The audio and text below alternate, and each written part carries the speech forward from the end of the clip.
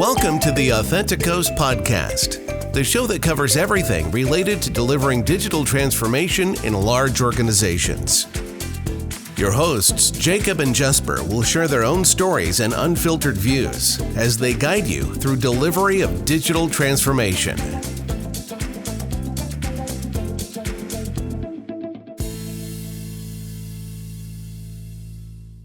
And today we're going to talk about some of these secretly smart people that you quite often come across when implementing change in large organizations. Yes.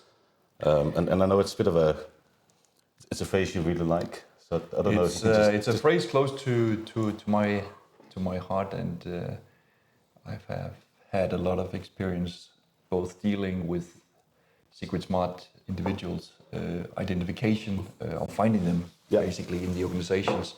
So let's first for the listeners, let's maybe go up in the helicopter and say, what is the definition, or what is our definition of SecretSmart people? So exactly, and that's I think that's super relevant to ask that question, because it's usually high performers individuals who have been within the organization for I say a considerable amount of years. So they've been within the organization for maybe 10, 15 years. They are extremely updated on where the organization is on the current as is. I usually say so they know everything about the data model. They know about internal business processes. Key stakeholders, red tape within the organization, but they also know how to get things through the organization. Yeah, so I guess it's the people who also understands the unofficial processes. That's built into the organization. They do, and that's why I think this topic is super relevant, because you and me, we often called upon deal with clients who, for various reasons, are struggling with digital transformation. That's our niche. We help enterprises, global enterprises, become successful by solving issues like this. Yeah. And one thing is just the SecretSmart people. Because they're key. That's my point. Is that they're key to solving some of these issues.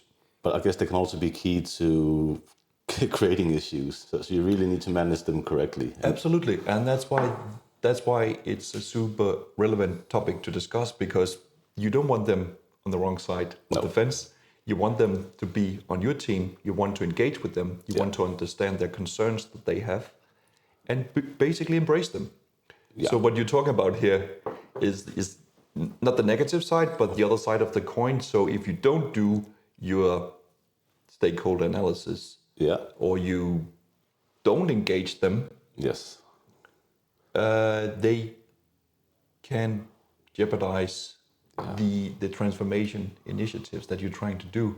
Absolutely. Because in their view, and that's why it gets a little deep also, is that they will lose influence, because we're trying to change something from because I guess for the SecretSmart people, they would quite often sit and have a little domain of responsibility that they have built up because they are just good at what they do. Exactly. And they know how to make, as you said, things in the organization move.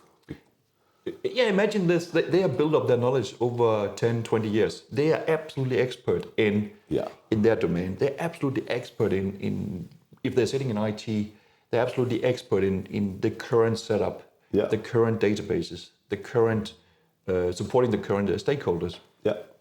And then we're coming in as part of a bigger transformation and basically rocking that boat. And then it goes to their mind, okay, all of my domain knowledge now is going to be, it's not going to be needed anymore. Yeah. So the SecretSmart people was a phrase I came up with some years ago. I started I was on some conferences around ERP, and I started to talk about this topic, and also to just do more research on it, because I found it so interesting. Yeah, and I know you do have a you have a particular case that you like to bring up whenever we talk about SecretSmart people? Yeah, it was a transformation project I did some years ago, where it was a failing project, and I came in and took over the responsibility. And one of the lessons that we rather quickly did was that we had to engage with the SecretSmart people in the organization. I see. So one of the root causes for... So identifying the people that was influencing the organization around your project. Yeah. So because there was too much resistance. So all this comes down to change management resistance. So we had to go outside the formal project organization and engage with these key SecretSmart people to bring them closer to, and that's why I was. And how did you do that? Was that just by communication, or did you officially involve them in the project deliverables as part of the team? We did both. We actually made them visible. So we made them we made them. We listened to their concerns. We took what they were, the experience that they had today, but we also gave them deliverables to go with. Okay. Again, that's my belief or my experience. These high performers, individuals who you want to give them deliverables, you want to involve them. Yeah. So we took them in to the workshop sessions that we were conducting with the business and the IT, and listen to their concerns. Right. And then just going back to your point around the fact that they have built up domain experience over 10, 15 years, or longer, or a shorter period, but they're experts at whatever they do. Absolutely experts. They could make magic happen. Exactly. But I'm just thinking, even if you involve them in a transformation project, that whatever that deliverable of that transformation project is, could potentially still erase their domain knowledge. Yes. And I don't have an answer, but how do you manage that? It's part of the resistant management and change management. So you want to engage with these individuals. You want to make them comfortable. You want to communicate to them that with change also comes possibilities. Yeah, absolutely. So they should not see the new system or the new process as the enemy.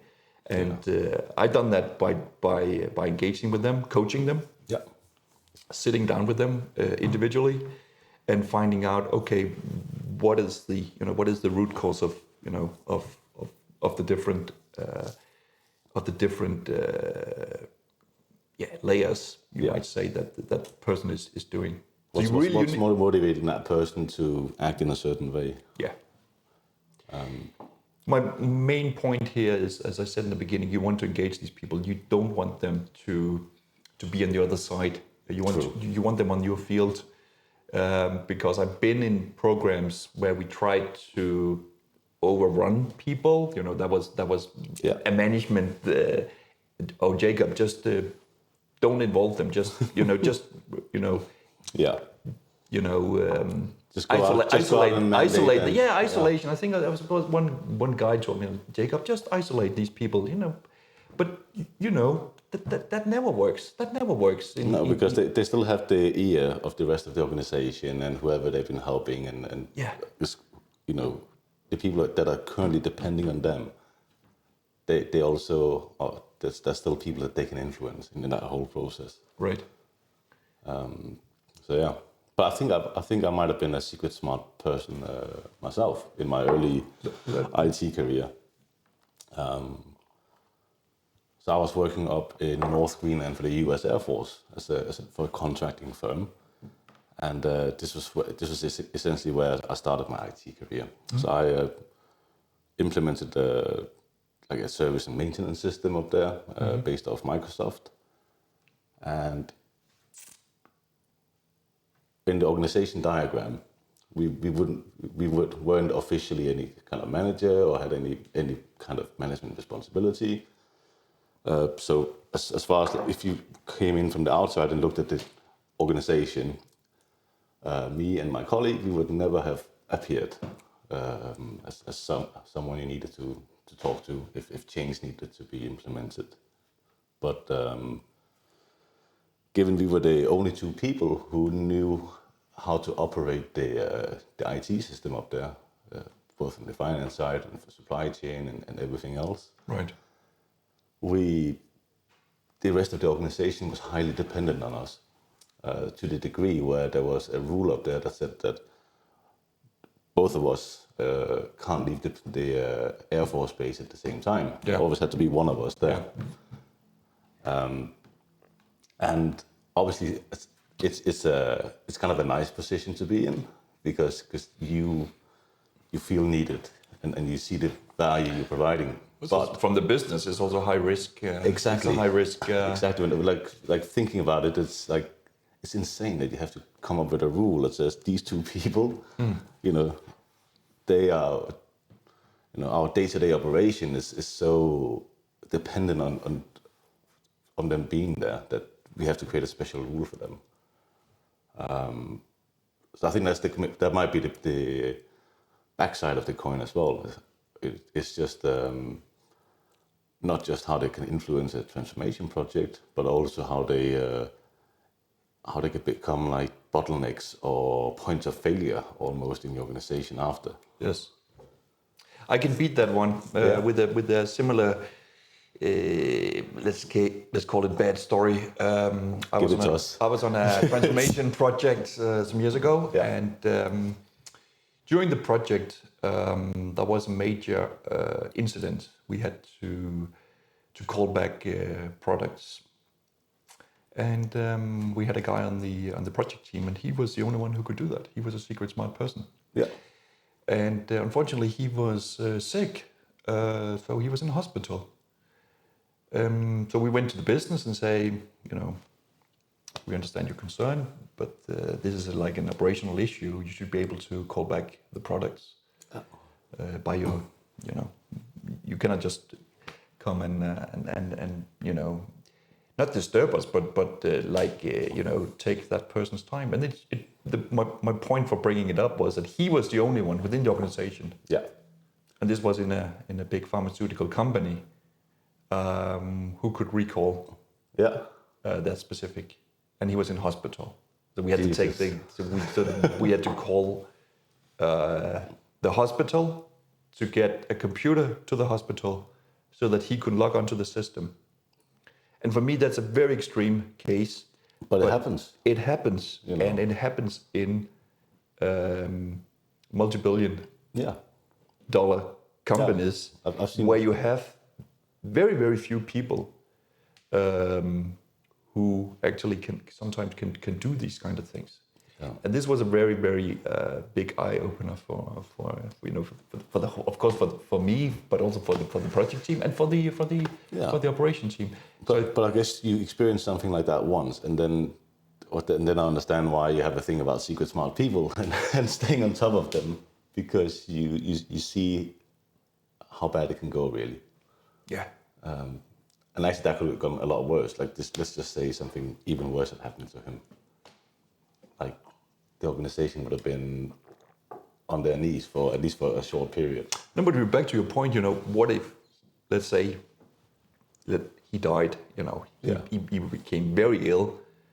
You couldn't recall your product because you were depending on a SecretSmart person who for years had been doing this behind the scene. And that's my point here. Yeah. You might have your global processes, you might have your your standard way of doing things. And then that's how it works on the actual operational floor, where people find shortcuts, and there might be part of your global process template that doesn't quite align. Yes. And that's and that's why the SecretSmart people as a concept is really, really relevant and something we talk about here, but also something we bring into the customers who engage us as solving the issues that they're facing. Yeah. So to summarize, it really is super important to identify these SecretSmart people because they can become a blocker for your transformation, but they can also become an extremely valuable resource to drive the transformation if you include them correctly. And then I guess there's the kind of the last part of it is that by identifying them, you can also start identifying what processes they are almost, keeping running, so that you can start thinking about how to mitigate that risk in the future. Yes, you can. You can. And then put them in a better position where you can still utilize their brains and everything else, because they're obviously very good resources that you want to utilize. You just don't want to be the point of failure. Precisely. Yeah. It's, I think that was it. And we'll move on to the next episode where we'll talk a little bit more about similar types of resources, but probably a little bit more on the negative side. So keep listening. Yes. So we have some good stories coming for you. We do, yeah. Thank you. Yes.